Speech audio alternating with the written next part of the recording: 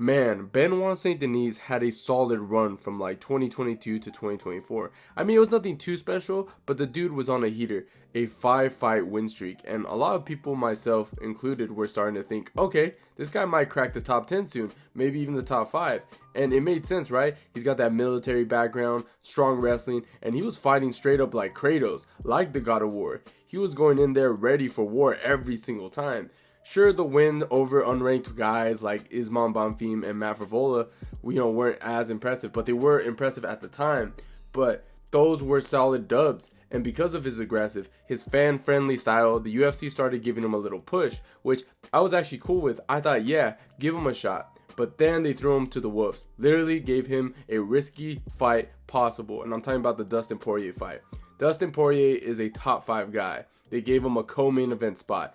And man, let me tell you something. It was not even close. Dustin was going for like 5 or 6 guillotine attempts. But the point is, BSD couldn't even take him down. Dustin was not taking Benoit Saint Denis serious at all. I mean, he was putting himself in bad spots and still came out on top. It really looked like he didn't respect Benoit's grappling or striking at all. He just figured, this dude's not on my level, and started piecing him up. Go back and watch that fight. Dustin beat the brakes off of him. Looking back, I don't even know how I or half the MMA community thought BSD was gonna make that leap. Maybe it was the hype, maybe it was some people that were just glazing. That aura was definitely carrying him a bit, I ain't gonna lie though. Then they gave him Moicano, and a lot of us thought that that was a winnable fight, right? Maybe the grappling cancels out, maybe BSD grinds it out. Moicano's more of a jiu-jitsu guy, not known for his striking, but nah. Moicano came in with a smart game plan. They timed BSD's body kick perfectly, took him down, and bro, it was ugly. Moicano put a beating on this man.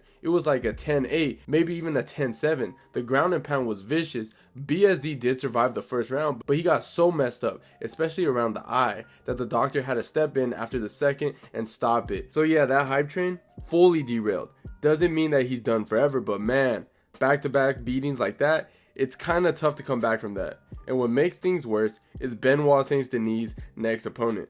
Because if you guys been living under a rock, you would know that it's Joel Alvarez. And listen, man, this is a scary matchup for BSD. Like, this isn't the kind of dude you want to be facing when your confidence is already shot. Like, let's be real. BSD might not be the same guy anymore. He was on that 5-fight win streak. And look, man, even though it wasn't that impressive, he's coming off 2 brutal losses. Not just losses, I mean beatdowns. First of all, he got dismantled by Dustin, then completely mauled by Moicano. And when you've been through back-to-back fights like that aura, that God of War energy, it's not there anymore. He doesn't walk into the cage with that same fire. And you need that when you're fighting a guy like Joel Alvarez. Because Joel, bro, the dude is nasty. He's 6'3" in the lightweight division. Like, how's that even allowed, first of all? And he's got that sniper type of range, dangerous striking, and slick jiu-jitsu off his back. He just knocked out Jakar Close, who's known for being a durable, gritty guy. And before that, he finished Elvin Brenner, who came in with that hype after his war with Guram. Joel shut that down. He's got the momentum, confident, and most importantly, he's mean. He smells blood and goes for the kill. That's the scary thing about Joel, is that he's not just winning, he's finishing dudes. And BSD right now, he's the type of guy who might get finished again. And this is one of those fights where if BSD doesn't come in with a new, completely different energy, a new strategy, and maybe a little more desperation, it could get dark for him yet again. I know BSD is tough, he's gritty, he's got that military background, but heart and toughness only get you so far when your opponent has confidence, length, timing, and finishing ability like Joel. And honestly, if I'm in BSD's corner, I'm worried because, man, this fight is dangerous for BSD. Like, this might be the worst possible opponent he could be fighting right now, given where he's at mentally and physically. Now, look, man, BSD's whole game is built around the pressure, grit, and that gritty military, I'm gonna break you kind of energy. And when that's working, it's fun to watch. But here's the thing, his wrestling is just okay. It's not like super elite. And his striking, oh man, let's be honest, it's borderline trash. Like, don't get me wrong, the dude's got power, yeah, but he doesn't move his head, he doesn't come in straight lines, and he has zero understanding of defense. Like, seriously, go watch that fight with Dustin Poirier again. Every time he tried to engage, his chin was up in the air, hands down, just hoping to land something first. No footwork, no slipping, no angles. It was like watching a regional level brawler throwing hands with one of the most seasonal strikers in the division. Dustin had him looking lost in there. And then the Moicano fight, Dude, that one was even worse. Moicano timed him and dragged him to the ground and absolutely beat the brakes off of him. That's 2 fights in a row where he got dominated. Not outpointed, dominated. His style just doesn't hold up at the elite level unless he's the hammer. Now, you throw him in there with Joel freaking Alvarez. Now, this is a problem. First of all, Joel is massive for the lightweight division, 6'3" with an absurd 77-inch reach. That's a welterweight frame in a lightweight body, and he's used that size. It's not like some tall dude who fights short. Nah, Joel knows exactly how to fight long. He keeps guys at the end of his jab, sneaks in those straight right, and knees up the middle. And if you get lazy or panic shoot, he'll wrap your neck up in a heartbeat. His striking is clean, sharp. He's not just throwing bombs, there's technique. The way he knocked out Dakar close, that wasn't some wild fluke. He timed him well, measured him, caught him clean with a knee, then shut his lights off. Dakar is not easy to finish either. He's fought some tough dudes and never handled it like that. Then there's the Elvis Brenner fight. Brenner came in with all that hype after that war with the Guram. People were calling him a dark horse, saying that he's one of the next big prospects. Joel made him look like he didn't belong in there, just picked him apart and put him away. The guy is confident right now. He's in the mode where everything's clicking, and when a tall, rangy striker like Joel has confidence, that's terrifying. He's not afraid to take risks. He'll throw those long combinations, he'll go for flying knees, and he'll stay patient and technical when he needs to.